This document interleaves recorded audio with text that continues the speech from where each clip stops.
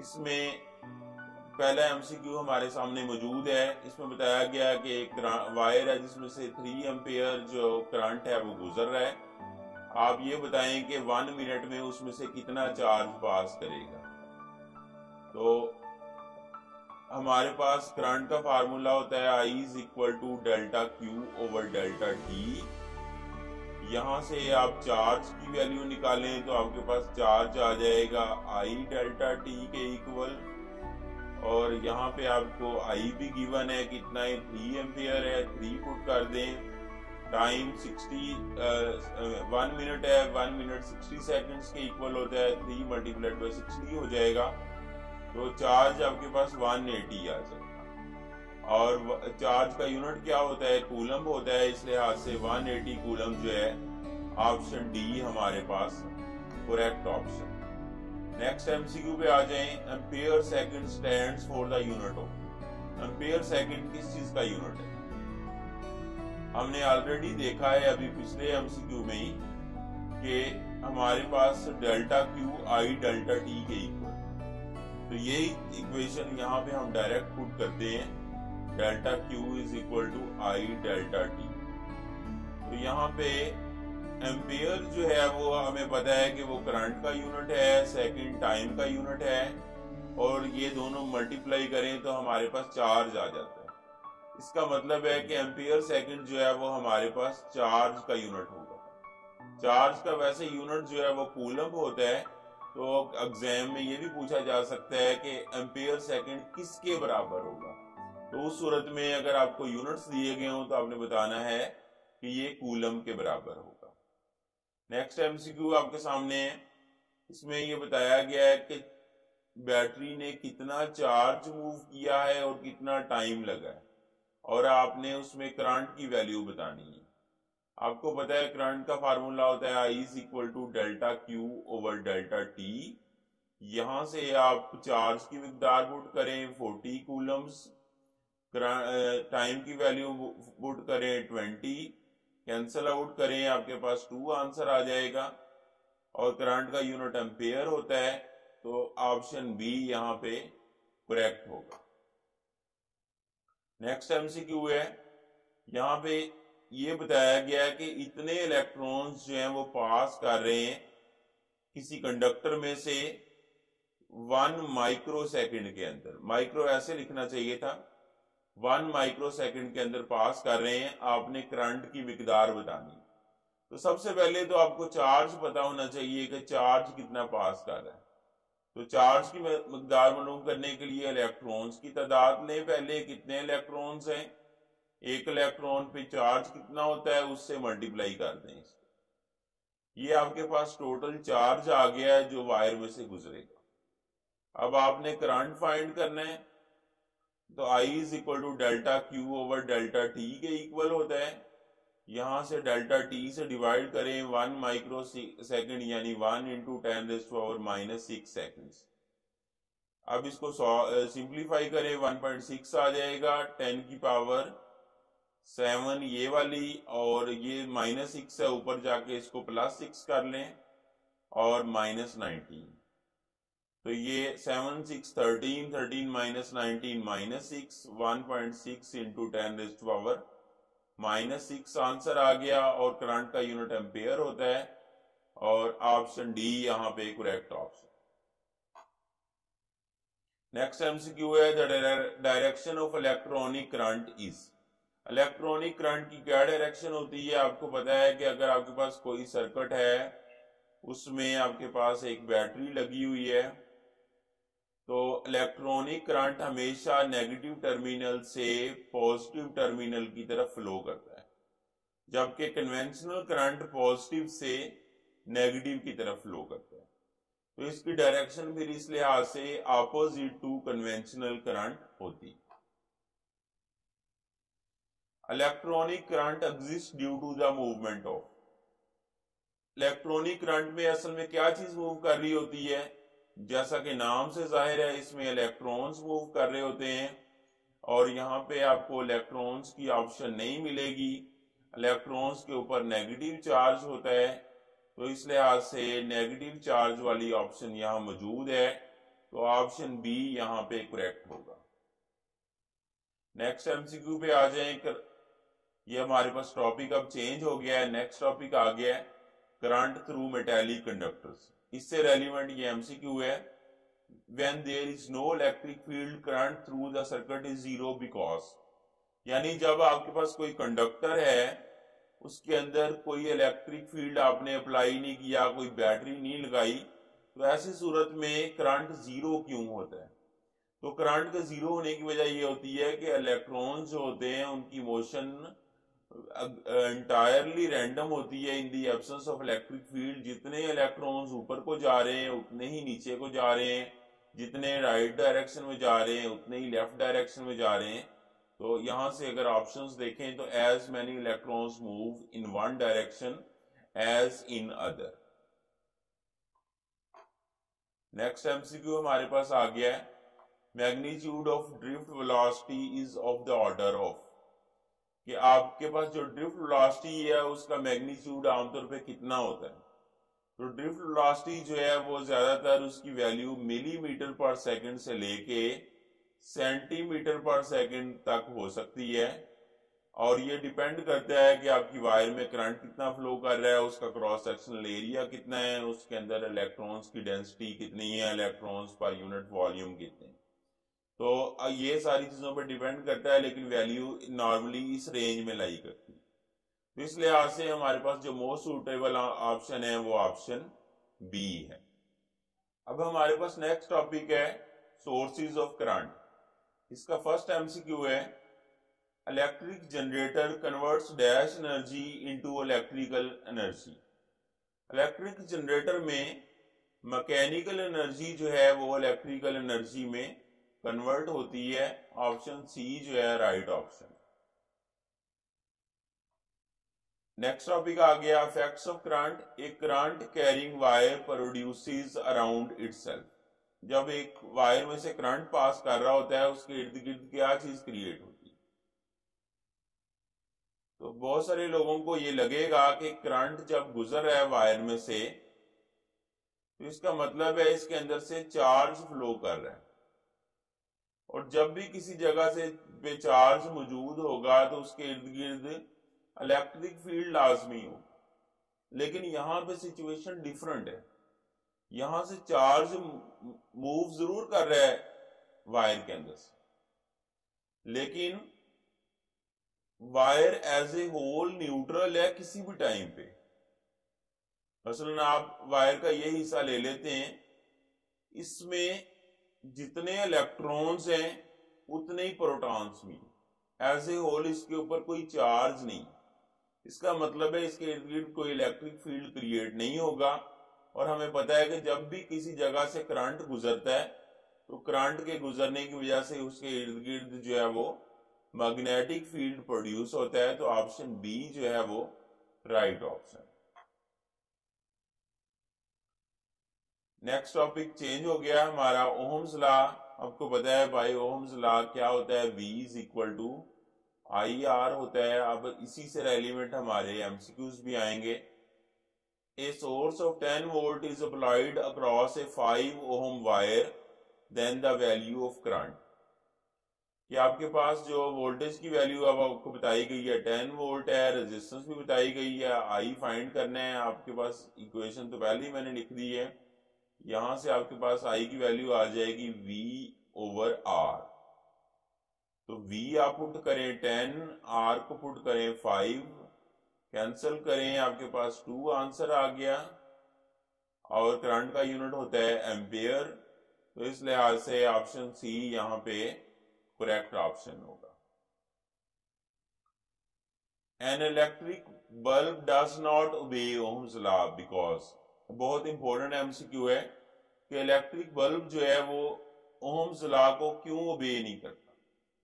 क्या इसमें करंट की वैल्यू चेंज हो जाती है? बिल्कुल करंट की वैल्यू चेंज होती है। जब आप उसके अंदर पोटेंशियल चेंज करते हैं तो वो करंट की वैल्यू तो चेंज होती है, उससे साथ उसकी अंदर क्या हीट प्रोड्यूस होती है। हाँ जी, हीट भी प्रोड्यूस होती है, उसका टेम्परेचर भी चेंज होता है, उससे रेजिस्टेंस भी चेंज हो जाती है। तो इसका मतलब है ये सारी ऑप्शन ही करेक्ट हैं। तो ऑल ऑफ द अबव जो है ये राइट ऑप्शन होगी। तो मकसद ये है कि ये ना हो पेपर में आप जाएं तो आपको पहले ही ऑप्शन ठीक नजर आए, आप फौरन मार्क कर दें। पहले सारी ऑप्शंस पढ़ लें, हो सकता है कि कोई एग्जैक्ट ऑप्शन जो है वो कोई और हो, ज्यादा बेहतर ऑप्शन मौजूद हो। उसके बाद है a battery of 50 volt is applied attached to a series of combination 5 ohm, 10 ohm, 10 ohm. The current in the circuit is, कि अब आपको बताया गया है कि वोल्टेज जो है वो 50 वोल्ट्स है और रेजिस्टेंस अभी आपको काफी सारी दी गई है। तो जब रेजिस्टेंस जो है बहुत सारी हों और वो सीरीज में लगी हों जैसे यहाँ बताया गया है, तो उनको आपने आपस में ऐड करना है। तो टोटल रेजिस्टेंस है, इनको ऐड करके 25 ओहम्स आ जाएगी। जब आपने करंट फाइंड करना होगा, आप उसको वोल्टेज को रेजिस्टेंस से डिवाइड करेंगे तो आपके पास 50/25 जो है इसका आंसर 2 आ जाएगा। और करंट का यूनिट अगेन एम्पेयर होता है, तो ऑप्शन बी यहाँ पे करेक्ट होगा। तो पिछले बहुत सारे जो बोर्ड में एमसीक्यूज आए हैं वहां पे जो ऑप्शंस दी गई है करंट की, उसमें 2 एम्पेयर राइट आंसर है।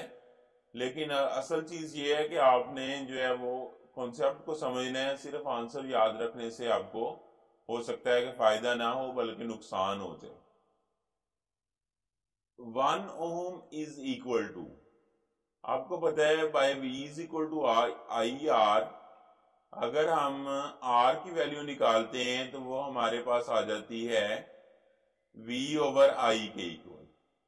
यहां से V की जगह आप इसका यूनिट पुट करें जो कि वोल्ट होता है, और I की जगह इसका यूनिट पुट करें जो कि पर एम्पेयर होता है, नीचे आ रहा है पर एम्पेयर हो जाएगा। तो आपके पास ऑप्शन बी जो है यहाँ पे राइट ऑप्शन होगी। नेक्स्ट एमसीक्यू पे आ जाते हैं। For ohmic devices the graph between V and I is, जो ओहमिक डिवाइस होगी जो ओहम्स लॉ को ओबे करेगी उसके लिए वोल्टेज और करंट का ग्राफ जो है वो स्ट्रेट लाइन होगा, उसकी रेजिस्टेंस जो है वो फिक्स रहेगी। तो ऑप्शन बी जो है यहाँ पे करेक्ट ऑप्शन है। उसके बाद हमारे पास नेक्स्ट एमसीक्यू है temperature coefficient of resistivity is measured in, यानी जो आपके पास रेजिस्टिविटी का टेम्परेचर कोफिशिएंट होता है इसका यूनिट क्या होता है। तो आपको पता है कि टेम्परेचर कोफिशिएंट ऑफ रेजिस्टिविटी का फार्मूला है rho T minus rho naught over rho naught into T.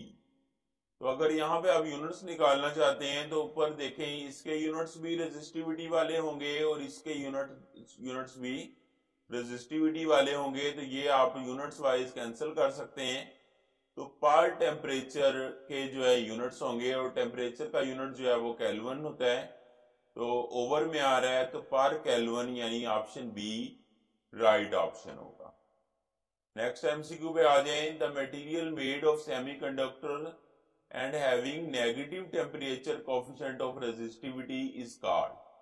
अगर आपने थर्मिस्टर्स वाला टॉपिक पढ़ा है तो वहां पे आपने ये पढ़ा होगा कि इसका जो आंसर है वो ऑप्शन सी है, इसको हम थर्मिस्टर्स का नाम देते हैं। A thermally sensitive resistor is called, ऐसा रेजिस्टर जो हीट सेंसिटिव हो उसको हम थर्मिस्टर का नाम देते हैं। समटाइम्स यहाँ पे थर्मली पूछ लिया जाता है, समटाइम्स हीट सेंसिटिव रेजिस्टर भी पूछ लिया जाता है। उसी तरह से thermistors converts changes of temperature into, heat sensitive है, टेम्परेचर में चेंज को इलेक्ट्रिकल वोल्टेज में कन्वर्ट करते हैं और उसकी वजह से हम टेम्परेचर को नॉर्मली मेजर करते हैं। तो ऑप्शन बी यहाँ पे राइट ऑप्शन है। नेक्स्ट एमसीक्यू है specific resistance of a material depends upon, कोई मटेरियल है आपके पास, उसकी स्पेसिफिक रेजिस्टेंस किन चीजों पर डिपेंड करेगी। स्पेसिफिक रेजिस्टेंस को हम रेजिस्टिविटी का नाम भी देते हैं। तो समटाइम्स यहाँ पे स्पेसिफिक रेजिस्टेंस की जगह रेजिस्टिविटी भी लिखा हो। तो जो स्पेसिफिक रेजिस्टेंस या रेजिस्टिविटी है वो एक्चुअली नेचर ऑफ मटेरियल पर डिपेंड करती है और टेम्परेचर पर डिपेंड करती है। तो जैसे मैंने आपको बताया कि आपने फौरन से जल्दी नहीं करनी, आपने देख लेना है। ये दो ऑप्शंस ठीक हैं, तो इस लिहाज से ऑप्शन डी यहां पे करेक्ट होगा, both A and B. On changing length of conductor which of the following does not change. जब हम कंडक्टर की लेंथ को चेंज करते हैं तो उसकी रेजिस्टिविटी चेंज नहीं होती। लेंथ को चेंज करने से रेजिस्टेंस चेंज होगी, लेकिन रेजिस्टिविटी डिपेंड कर रही है मटेरियल की नेचर पे और उसके टेम्परेचर के ऊपर, और ये दोनों चीजें लेंथ के साथ इनका ताल्लुक नहीं है। इसका मतलब ये है कि लेंथ चेंज करने से रेजिस्टिविटी जो है वो चेंज नहीं होगी, डज नॉट चेंज पूछा हुआ है। तो ऑप्शन डी राइट ऑप्शन है। If the conductivity of a material is high then it is, एक मटेरियल की कंडक्टिविटी ज्यादा है तो फिर वो अच्छा कंडक्टर होगा। अगर कंडक्टिविटी इन्फिनिट होगी तो फिर सुपर कंडक्टर होगा। तो अगर सिर्फ हाई है तो फिर हम उसको गुड कंडक्टर कहेंगे।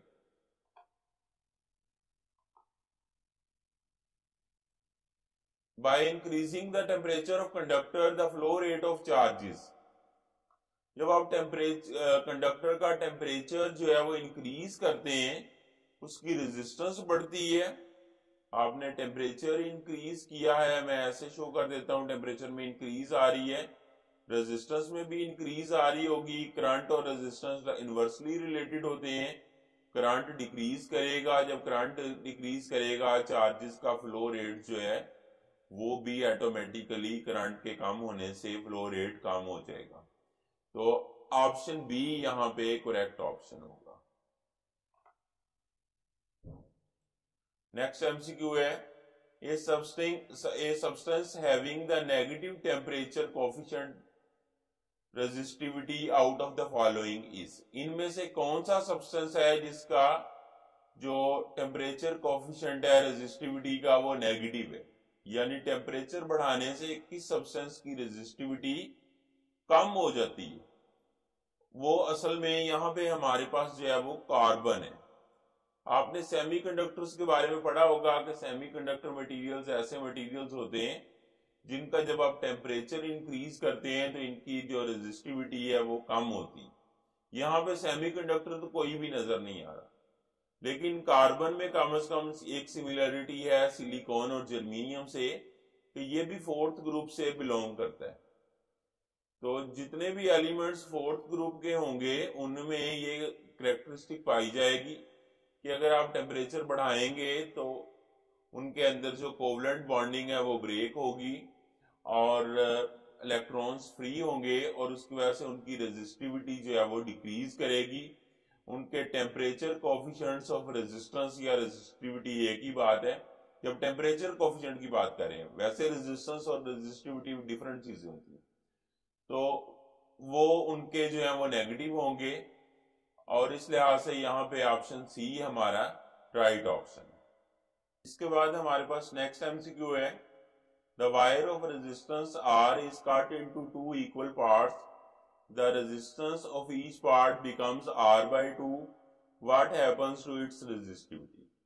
कि आपके पास एक वायर थी, इस तरह से आपने उसके जो है वो दो पार्ट्स कर दिए हैं, दरमियान से इस तरह से छोटे छोटे टुकड़े कर दिए हैं दो, और दोनों की रेजिस्टेंस जो है वो हाफ होगी।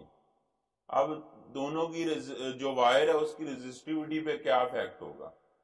तो रेजिस्टिविटी जो है वो डिपेंड करती है टेम्परेचर पे, नेचर ऑफ मटेरियल पे। तो दोनों चीजें चेंज नहीं हुई तो रेजिस्टिविटी भी चेंज नहीं होगी, इसलिए ऑप्शन बी जो है वो राइट ऑप्शन होगी। उसके बाद नेक्स्ट हमारे पास टॉपिक आ रहा है कलर कोडिंग का। इसमें फर्स्ट एमसीक्यू हमारे पास मौजूद है, the numerical value of black colour in carbon resistors is. तो ब्लैक कलर की न्यूमेरिकल वैल्यू क्या होती है। तो आपको इसके लिए पूरा कोड याद होना चाहिए। आपके पास होता है black, brown, red, orange, yellow. इसको याद इस तरह रखते हैं, B ROY of Great Britain very good wife. इसका डिफरेंट ट्रिक लोगों ने रखे होते हैं, लेकिन मैं इस तरह से याद रखता हूं इसको। तो यहाँ पे ब्लैक जो है वो सबसे पहले आ रहा है, और ये इसके लिए आपके पास 0 जो है वो राइट आंसर होगा। Option A is the right answer. उसके बाद नेक्स्ट है, colour codes are use to calculate the. Colour codes का ताल्लुक क्या होता है रेजिस्टेंस की वैल्यू के साथ? तो रेजिस्टेंस पे चूंकि खुद हाथ से वैल्यू लिखनी पॉसिबल नहीं होती, रेजिस्टेंस बहुत छोटी सी होती है, मार्कर के साथ उसके ऊपर नहीं लिख सकते कि ये इतनी रेजिस्टेंस है। तो इस वजह से इंडस्ट्री में ये तरीका यूज होता है कि जो वैल्यू लिखने के लिए हम कलर्स का सहारा लेते हैं और कलर कोड्स लगाते हैं, और इसका पर्पस क्या हुआ फिर, numerical value of resistor. Option B यहाँ पे करेक्ट ऑप्शन होगी। Silver band on carbon resistor denotes the tolerance of. Silver band जो है वो कितनी टॉलरेंस को बताता है? आपको पता है गोल्ड 5% टॉलरेंस को बताता है, और सिल्वर जो है वो 10% टॉलरेंस को बताता है। उसके बाद है resistance tolerance of gold colour. Gold colour की रेजिस्टेंस मैंने आप टॉलरेंस बता दी है आपको ऑलरेडी, ये 5% होती है। उसके बाद है, if there is no fourth band on carbon resistance its resistance tolerance will be. अगर फोर्थ बैंड मौजूद नहीं है तो रेजिस्टेंस टॉलरेंस कितनी होगी?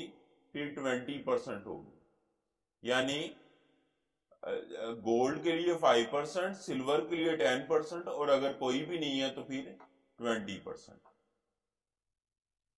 नेक्स्ट एमसीक्यू है, what is the resistance of a carbon resistor which has bands brown, black, brown.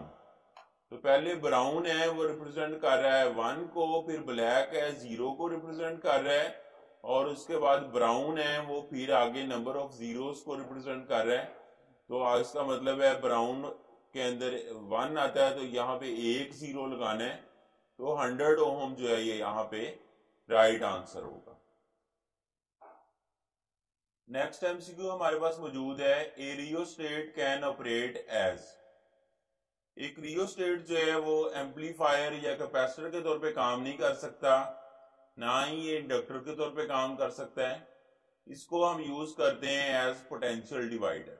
इसकी shape बहुत ज्यादा इंडक्टर से मिलती है, तो आपको कंफ्यूजन हो सकती है कि ये इंडक्टर के तौर पे भी शायद यूज हो सकता हो, लेकिन इंडक्टर और रियोस्टेट में काफी फर्क होता है। इंडक्टर जो होता है उसकी वायर बहुत ज्यादा जो है वो, उसके अंदर टर्न्स बहुत ज्यादा होते हैं, और टर्न्स एक दूसरे के साथ तकरीबन जुड़े होते हैं, और वायर के ऊपर इंसुलेशन लगी होती है। लेकिन रियोस्टेट में जो है वो टर्न्स के दरमियान फासला थोड़ा ज्यादा होता है। इसके बाद है next topic, electric power and power dissipation. इससे रेलिवेंट हमारे पास अब एमसीक्यूज आएंगे। Electrical energy is measured in. अब ये देखें यहाँ पे जो यूनिट्स दिए गए हैं, वाट जो है ये भी पावर का यूनिट है, हॉर्स पावर भी पावर को रिप्रेजेंट करता है, किलोवाट भी पावर का यूनिट है। और अगर हमने एनर्जी में आना हो तो पावर को अगर हम टाइम से मल्टीप्लाई करते हैं तो हमारे पास एनर्जी आ जाती है।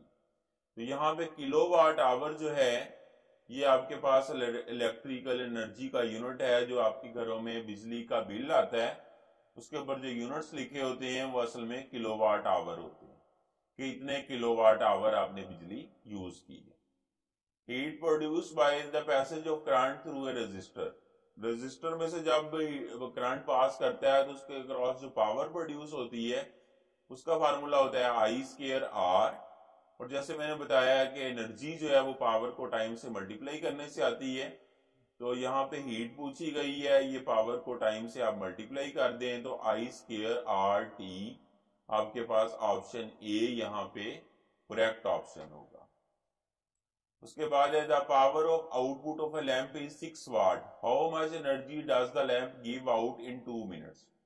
एक लैंप है आपके पास, उसकी पावर 6 वाट है और आपने एनर्जी बतानी है, और टाइम आपके पास जो है वो 2 मिनट्स, यानी 2 मिनट्स में 120 सेकेंड्स होते हैं। तो एनर्जी अगेन आप लिखें पावर मल्टीप्लाइड बाय टाइम, तो यहाँ पे पावर की वैल्यू 6 पुट करें, टाइम की 120 मल्टीप्लाई करेंगे 720, आंसर आ जाएगा। और एनर्जी का जो यूनिट होता है वो जब वाट और सेकंड को मल्टीप्लाई करेंगे वो जॉल के इक्वल आएगा। 720 जॉल्स आपके पास राइट आंसर होगा। नेक्स्ट एमसीक्यू है, the maximum power is delivered to a load resistance when the internal resistance of the source is. तो यहाँ पे ये बड़ा अजीब सा काम हुआ है, मैं आपको बताता हूँ इसके बारे में। कि हम अज्यूम करते हैं कि हमारे पास एक प्योर वोल्टेज सोर्स है और उसके साथ सीरीज में एक स्मॉल रेजिस्टेंस लगी है जिसको हम आर कहते हैं, स्मॉल आर। और यहाँ पे बॉक्स के बाहर जो ये मॉडल बनाते हैं हम बैटरी का, और बैटरी के बाहर हम जो रेजिस्टेंस लगाते हैं उसको हम रिप्रेजेंट करते हैं कैपिटल आर से। अब यहाँ पे होता यह है कि अगर हमारे पास नॉर्मली जो है वो हम बैटरी हमें बनी बनाई मिलती है, ये हम खुद से चेंज नहीं कर सकते, इसकी जो भी इसकी इंटरनल रेजिस्टेंस होती है, हमारे पास ये ऑप्शन होती है कि बाहर हम कितनी रेजिस्टेंस लगाएं। तो जो मैक्सिमम पावर आउटपुट वाला टॉपिक है वहां पे ये बताया गया है कि बाहर अगर रेजिस्टेंस जो आर है ये इस रेजिस्टेंस के बराबर लगाओगे तो यहाँ पे मैक्सिमम आपको आउटपुट मिलेगी, मैक्सिमम पावर। तो इस लिहाज से लगेगा ये कि आपका ये ऑप्शन ठीक है, इट लुक्स करेक्ट। और जो बहुत सारे टीचर्स हैं वो भी इसी को ही करेक्ट कहेंगे। इवन मेरे ख्याल में जब ये एमसीक्यू मार्क हुआ था तो उसमें भी इसी को ही करेक्ट अज्यूम किया गया। तो यानी अगर आप स्टूडेंट हैं तो इस लिहाज से आपके लिए ये एमसीक्यू की आंसर करेक्ट है, क्योंकि बुक के हिसाब से आपकी अंडरस्टैंडिंग इतनी ही हो सकती है। लेकिन यहाँ पे बात जो है वो थोड़ी गहरी है, समझिएगा।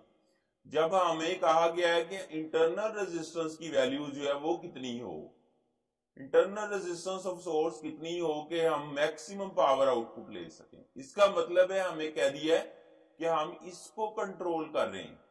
जब हम इसको कंट्रोल कर रहे हैं तो ये 0 होगा तो यहाँ पे मैक्सिमम पावर आउटपुट मिलेगी आपको, क्योंकि सारी यहाँ पे फिर जो उस सूरत में पावर मिलेगी वो v स्क्वायर ओवर आर के इक्वल आ जाएगी, जो कि मैक्सिमम होगी जब आप आर को 0 पुट कर देंगे। तो सवाल थोड़ा ट्रिकी है। अगर प्योरली फिलोसफिकल आंसर मांग रहे हैं करेक्ट फिजिक्स के लिहाज से तो ये ऑप्शन ए है, लेकिन आप लोगों का पेपर आप लोगों की अंडरस्टैंडिंग के मुताबिक मार्क होना है, तो उस लिहाज से ऑप्शन सी जो है वो राइट ऑप्शन है।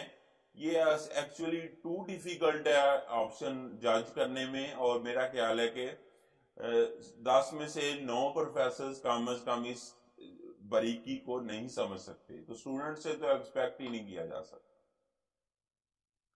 उसके बाद है next topic EMF and potential difference.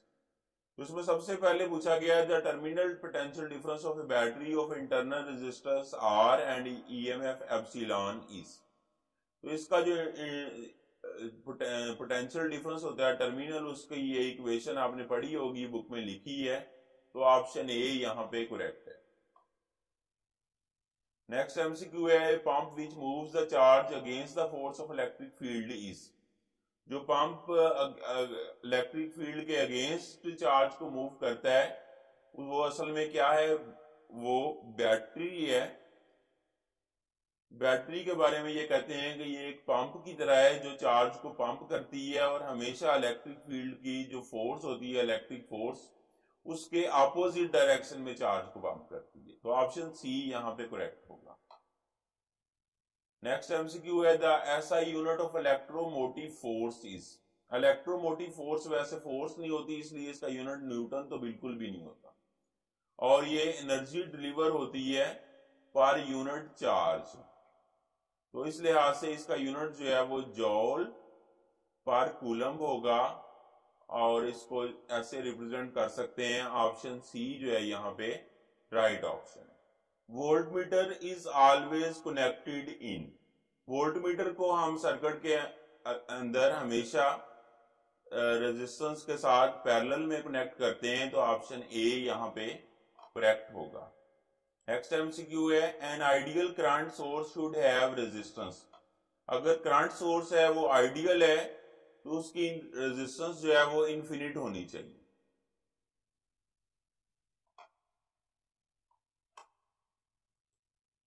अगर वोल्टेज सोर्स है वो आइडियल है तो उसकी रेजिस्टेंस जो है वो 0 के इक्वल होनी चाहिए। तो हमारे पास यहां पे ऑप्शन ए जो है वो करेक्ट होगा। नेक्स्ट एमसीक्यू किरचॉफ रूल्स में से है, if a resistor is transverse in the opposite direction of current then the change in potential difference is. जब रेजिस्टर जो है वो पोटेंशियल जो करंट है उसके अपोजिट डायरेक्शन में होगा, यानी करंट इधर को जा रहा है और आप के पास रेजिस्टर आया है और आप कैलकुलेशन करते हुए इधर से इधर को आ रहे हैं, तो रेजिस्टेंस के अक्रॉस जो पोटेंशियल में चेंज होगी वो पॉजिटिव होगी। Kirchhoff's first rule is the manifestation of law of conservation of.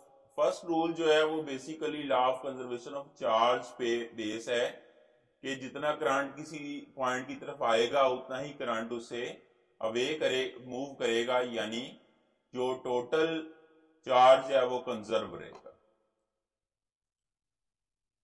Kirchhoff second rule is the manifestation of law of conservation of. ये law of conservation of energy पे base है कि sum of all potential changes in a close loop is equal to 0। तो जो potential changes हैं वो असल में potential energy per unit charge है, तो वो एक तरह से law of conservation of energy से रिलेट करता है। ऑप्शन बी यहाँ पे करेक्ट है। व्हीटस्टोन ब्रिज है, अब इससे रेलिवेंट एमसीक्यू आपके सामने है। इसमें कितनी रेजिस्टेंसेस लगी होती हैं? इजी है, 4 रेजिस्टेंसेस होती हैं। अगर आपने पढ़ा है तो बहुत आसान है। उसके बाद नेक्स्ट एमसीक्यू है पोटेंशियोमीटर में से, potentiometer circuit can be used to give continuously varying. Potentiometer क्या चीज कंटिन्यूअसली वेरिंग प्रोवाइड कर सकता है? Continuously varying potential difference provide कर सकता है। उसके बाद हम अपने लास्ट एमसीक्यू की तरफ बढ़ते हैं। Potentiometer can be used to find, क्या फाइंड करने के लिए यूज होता है? इंटरनल रेजिस्टेंस ऑफ बैटरी भी इसकी मदद से फाइंड कर सकते हैं, बैटरी की ईएमएफ भी फाइंड कर सकते हैं, दो सेल्स हैं उनकी ईएमएफ का कंपैरिजन भी कर सकते हैं। तो इस लिहाज से ऑल ऑफ